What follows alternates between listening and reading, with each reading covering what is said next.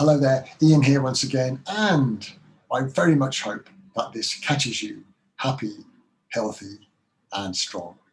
Today, I'd like to share a topic that was stimulated by a discussion I was listening to a few days ago on the topic of employee-employer relations, and specifically the evolving expectations employees now have from their employers.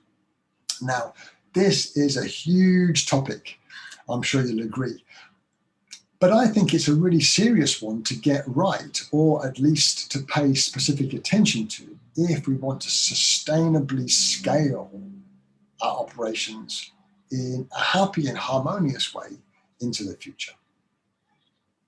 So, as I said, it's a very big topic, but I think we can usefully distill it down to a couple of key principles, two principles in particular, and indeed two words that represent those two principles.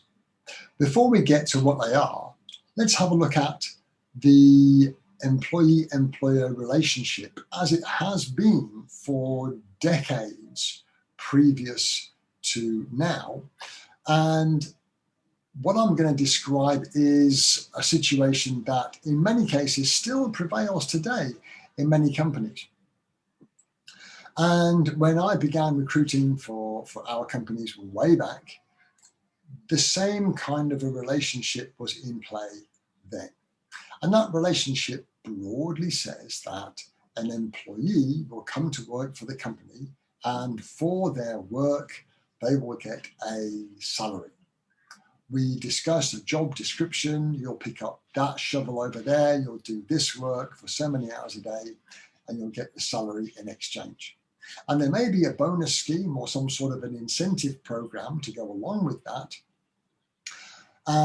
But basically, you're saying this work for this pay. And if we do really, really well, I'm going to make much more money, and I'll be on my boat somewhere because I own the company. Now, that might be a little bit extreme, but I'm sure you can relate to it at some level. I think those needs have changed and evolved, and it's something we need to pay attention to now.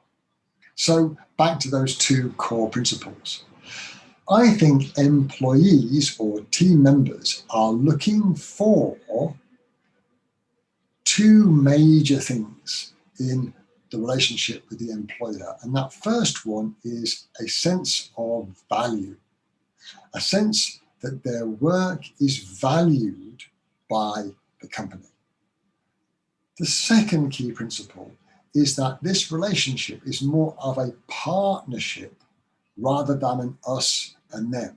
They work for the employers, and the employers make most of the money. If it's a partnership and you share in that success, it's got far more sustainability built in. I'll talk about the partnership aspect in a subsequent video, but if we look at value and partnership as those two words, let's look at the value component today. And I'd like to cover four key things that we can begin to focus on right now in order to satisfy that perception of value from the employee. So, number one, and no surprise, is money. We convey the value of someone's contribution with how much money we pay them. And that's been an established measurement of value for centuries before now. I'm not going to spend too much time on the money aspect, but what I would encourage all employers to do is, if you possibly can, pay the market rate. Pay the market rate, or if you can, market rate plus a bit more. So you're taking a reason to leave because of money kind of off the table, as it were. So pay market rate or market rate plus a bit. Money is not as important to some people as it is to others, but it becomes very important if we're paying less than the market rate. Other things that we look for in our job are things like growth, challenge, opportunity, and of course the people that we work with. If we get along and it's a happy and supportive environment, these things are just as important as the money. But let's, if we possibly can, pay the market rate. If we do have to pay below, then make sure those other things are in play to compensate for that short-term low pay position. So number one is money. Number two, the sense that my contribution is part of the direction and growth of the company. My contribution has been of value in the growth of the organization. Now, it relies on and requires that the leadership of the company knows the direction the company is going in, and it has short, medium, and long-term goals, and is able to draw a line back to the individual contributions of the team members. As a team member, it's very empowering and motivating for me to know that I'm using this particular skill as part of this job and tactic for the next few months, that is part of this short-term goal, which is part of the medium-term goal and is part of the bigger picture for the company. And if I can see the progress on some sort of a scoreboard, I can very easily see that my contribution has been a valuable component of the direction and growth of the company. And that's really important for my sense of value in the organization. So number two, connecting my contribution to the growth of the company. Number three, valuable work. We convey the value of the employee's contribution in what the company is doing in the community, the society, the country, and even the world at large. What is the reason that the company exists? Now, of course, that is also reliant on the leadership to have a very clear sense of purpose, a clear and compelling purpose for the company, and maybe also why society would be worse off if the company did not exist. So we convey value to our team members with purposeful and meaningful work and contribution on behalf of the company as a whole.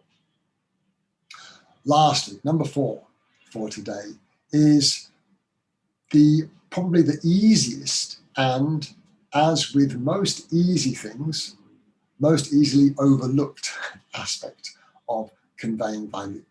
And that is the regular sharing of sincere praise and gratitude for someone's contribution.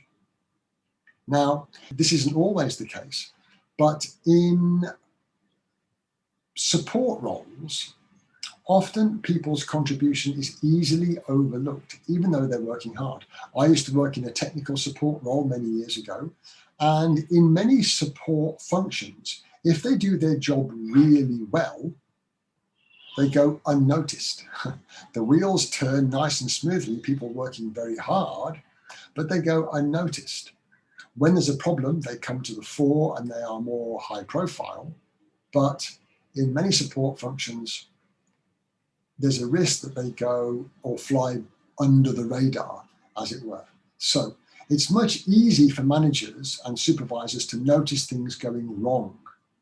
It takes effort and it takes clear intention to notice things when they're going right. So employees are looking for a sense that their contribution has been valued. You can do it with money. You can do it with their connection to the growth and progress and direction of the company, with purposeful work, having a clear sense of purpose, and sharing sincere praise and gratitude for what people have contributed. I really hope that that did make sense. I'll be sharing another video on the partnership angle in a few days' time, but I hope that's given you something to think about, and I'll look forward to sharing with you again soon.